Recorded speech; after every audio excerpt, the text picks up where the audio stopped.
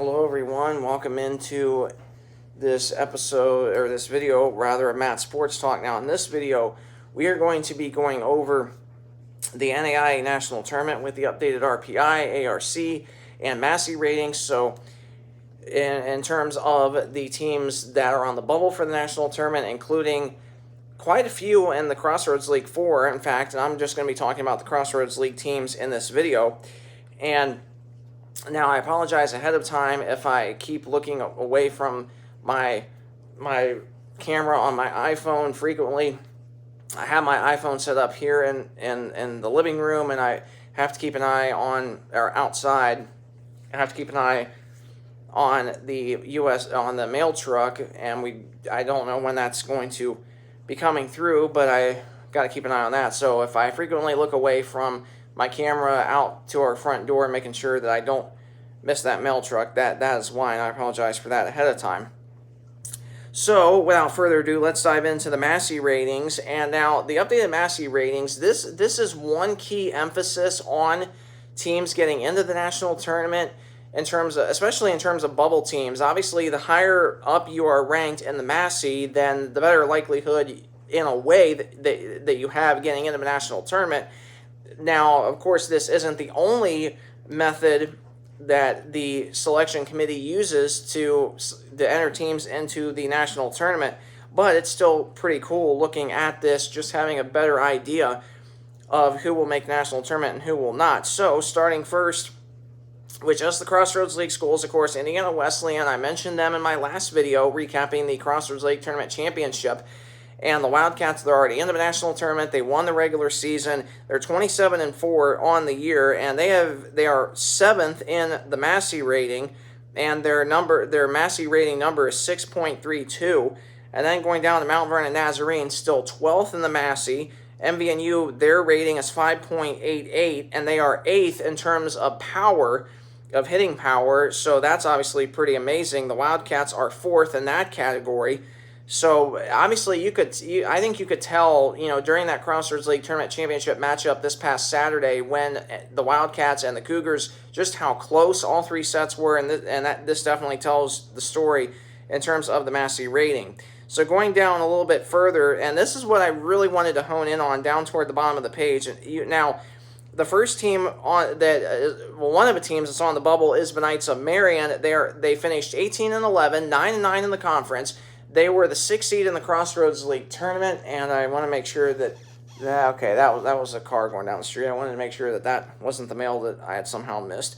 So Marion, as I mentioned, 18-11, they were 9-9 in the conference. Now Marion, they were not your typical 6th seed. They were way more talented than a 6th seed, in my opinion, and they have fallen 3 spots in the Massey rating. They're 31st in the Massey. Now, one thing for them is they are ranked 22nd in terms of power, so obviously they have that going for them. And their Massey rating is 5.49, so obviously, that's still a pretty decent rating. Now, obviously for them, they have some bad losses this year. They lost on the road at Grace in the regular season, and they lost at home to Mount Vernon Nazarene, but that's a good loss. And most notably for the Knights is they also got swept at Huntington in the regular season. So Marion does have two. I guess I wouldn't say that the Huntington loss was a bad one, but for sure the Grace one that they lost in Winona Lake. So Marion, a team that's on the bubble, and it's.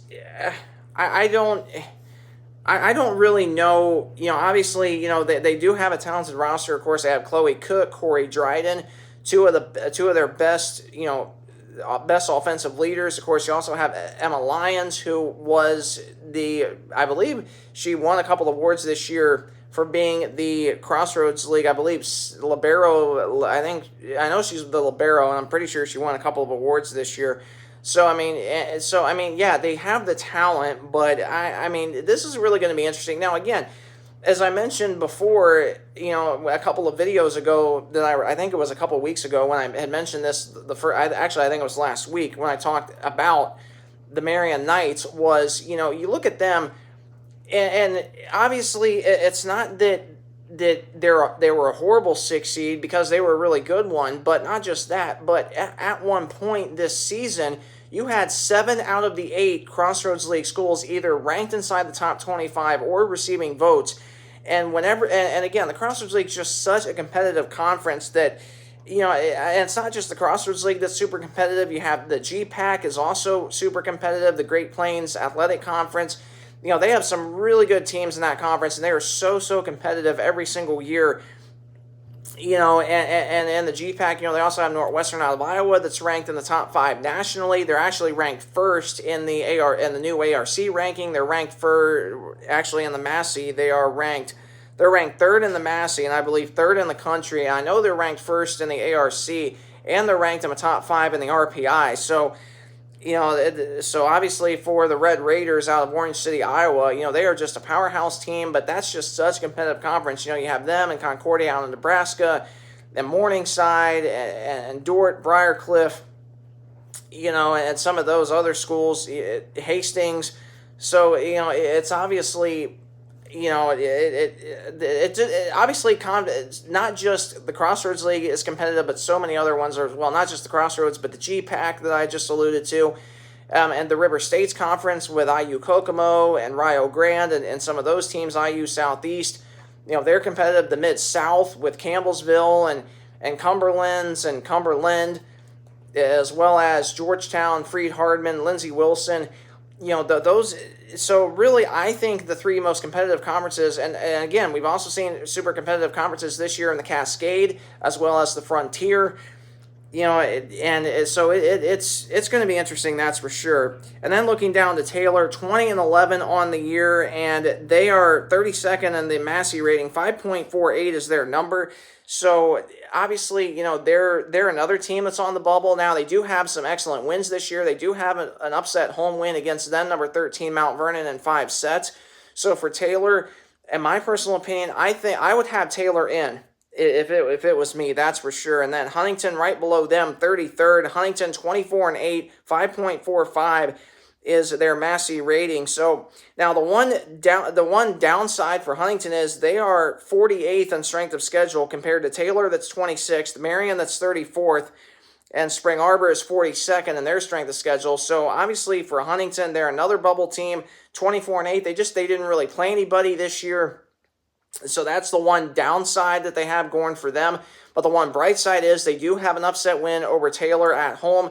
They played Indiana Wesleyan, very, very tough, both matchups. So that's another positive thing for them. So that's going to be interesting for them. And then looking at Spring Arbor, they are a team that's ranked 38th in the Massey right now. 5.38 is their number. I alluded to their strength of schedule, 42nd. They're another team. They started off 13-0. They were undefeated, but they just did not play anybody really at non-conference. Now, they did pick up a couple of receiving votes or wins over receiving votes teams, but in the Crossroads League, they really, really struggled. Now, they do have 2 wins over Marion on the year, but outside of that, they really struggled. So that's a look at the Massey. The updated RPI ranking, Northwestern's ranked first. So Northwestern's actually out of Iowa. They're ranked first in the RPI, first in the ARC, and they will be hosting a home tournament game in the opening round of a national tournament on Saturday. Of course, the Wildcats of Indiana Wesleyan, 5th in the RPI, 7th strength of schedule. Mount Vernon, 11th in the RPI, 6th strength of schedule. So those are really good numbers there.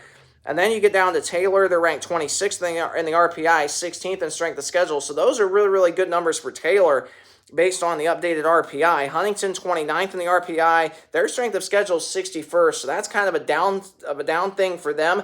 But the good news for Huntington is they have a high RPI rating along with Taylor. So based on the RPI rating, and remember, Taylor has a high Massey rating too, and Huntington's got a decent Massey rating too. So conceivably, Taylor, Huntington, I could see them both getting in based on those numbers. Marion, though, 33rd in the RPI, 19th in strength of schedule. So again, Marion could be another team that I could see getting in based on the final RPI numbers. And then Spring Arbor, 40th in the RPI, 58th in strength of schedule. I don't see Spring Arbor getting in. I just don't think that they played anybody that they did play some non-conference teams tough, but in conference play they really struggled. And I don't see Spring Arbor getting in because they're down in the Massey rating. They're 40th in the RPI, but which is still decent. but obviously you really want to see their strength of schedule a lot higher compared to, now Huntington's strength of schedule 61st, Spring Arbor strength of schedule 58. So, I mean, I guess you could argue that maybe Spring Arbor and Huntington should be left out based on a low strength of schedule compared to Taylor and Marion that have a really, really high strength of schedule, number 16th and 19th respectively. So, I mean, I guess you could argue maybe it should just be Taylor and Marion, but you could also argue that based on the Massey rating, it should be, Marion, Taylor, and Huntington. So it's going to be really, really interesting to find out, that is for sure. And that's the latest RPI rating.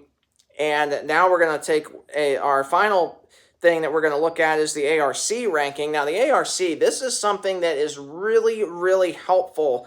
And really, I think this is the biggest thing that you look at in terms of trying to predict who gets in the national tournament, who does not. And again, once we get into March, I'll be doing the same exact thing for women's basketball. I think I'll even do the same. I'll do the same for men's basketball too, trying to predict which teams might be in the national tournament based on the RPI, ARC, and the Massey rating for both men's and women's basketball. So I'll be doing that in March. So again, make sure that you subscribe to the channel and that you stay tuned for that. So looking at the ARC ranking, no surprise here, Iowa's first, Mount Vernon third, but again, those two teams don't matter because they both got on or should receive automatic bids in a national tournament.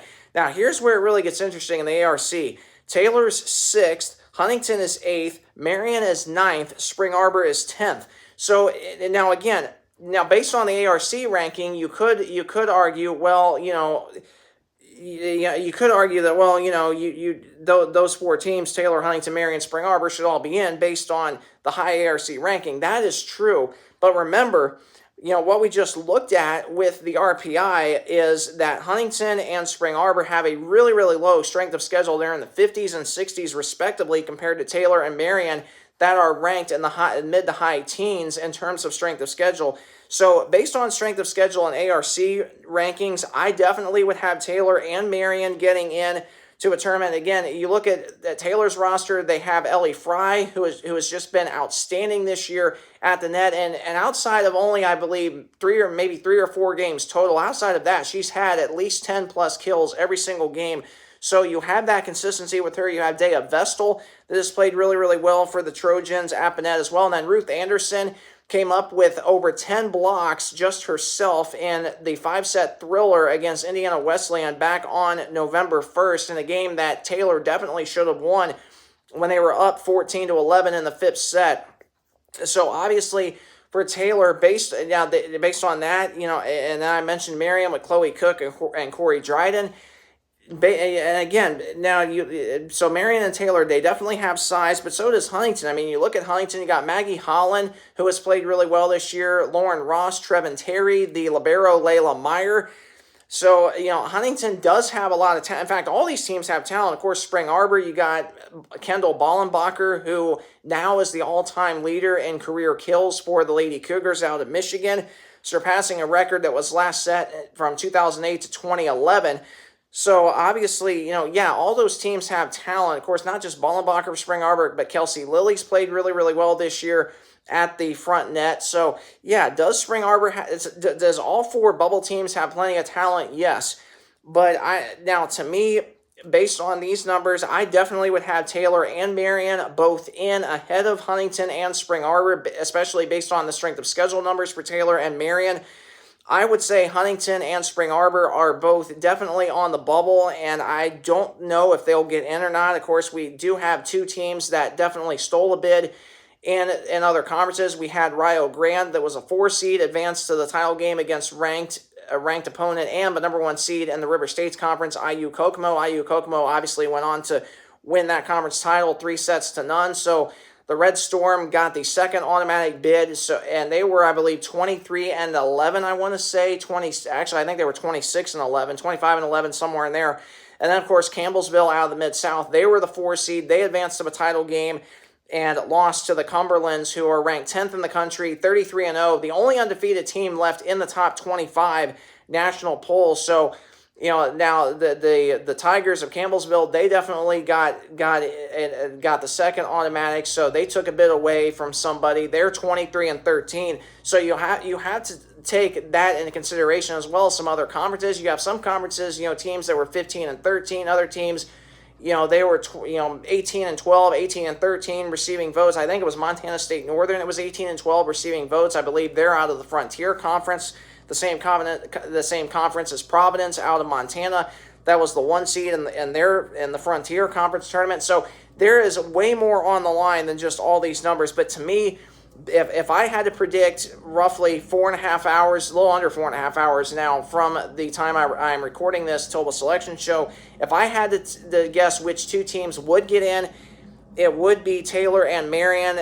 I would have Taylor and Marion both in ahead of Huntington. In fact, if I had to predict all the teams that would get in, I would have Taylor getting in first, being on the bubble, then Marion.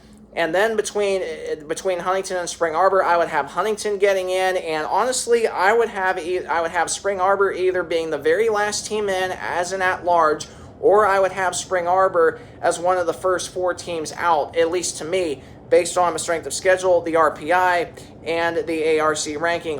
But again, nobody knows. Now, as competitive as the Crossroads League is, you could easily have a scenario to where all 16. Now remember, Huntington and Taylor are also high in the receiving votes category in the last top 25 poll, and Marion and Spring Arbor were both down a little bit. Marion was down halfway. Spring Arbor was down at the very bottom. So obviously, that obviously plays a key role into that. So anything can happen tonight. But again, now I would not be surprised, honestly, if all 4 of the bubble teams in the Crossroads League all got in. That would not surprise me. I'm not expecting that to happen. I think the 2 most likelihood teams at this point to get in would be Taylor and Marion. I'm not sure about Huntington and Spring, especially about Spring Arbor. Huntington maybe, but I'm really more skeptical. I'm more skeptical about Spring Arbor not getting in as opposed to Huntington. So. But again, anything can happen. We'll see how it goes tonight at 5 o'clock. And, obviously, you can do an internet search on the results. You can also watch the selection show live as well. So it's going to be interesting. That's pretty much all we can say. Obviously, we can just make predictions all day long of, which team's going to get in, which teams aren't. We don't know. All we can do is wait until 5 o'clock tonight, and then we'll have all of our answers. That is for sure. So. If you did enjoy this video, please either like, comment down below, or subscribe to my channel. Any one of those options helps me out greatly. I appreciate any feedback that you provide me. And again, if this video was super helpful to you, please like this video, leave me a comment, and also please keep subscribing to my channel. And my goal is to hit 500 subscribers by February 21st, 2026. So again, for those of you, so please subscribe to my channel. Please keep sharing these videos with your friends, your family, anybody that you know. Honestly, please share this channel with them. Please have them subscribe. I truly appreciate that. And again, let's hit that goal of 500 subscribers by February 21st, 2026. So again, thanks so much for tuning in this video today. I hope it was super, super helpful to you, and that it was also informative as well. And have a great rest of your week. A fantastic, like I said, fantastic rest of your week, and have a blessed Thanksgiving as well. Now, I will be recording basketball videos, Thursday of this week, recapping all the games from Wednesday night, and then next Monday, recapping all the games from this upcoming Saturday. So I guess I'll have to wait one more week until I wish you all a blessed Thanksgiving, because next Monday will be the last video I record in terms of basketball until December 4th, once Crossroads League play starts back up after the Thanksgiving break. So again, thanks so much for tuning in this video. Have a great rest of your week, a fantastic rest of your day, and may God bless you and your family.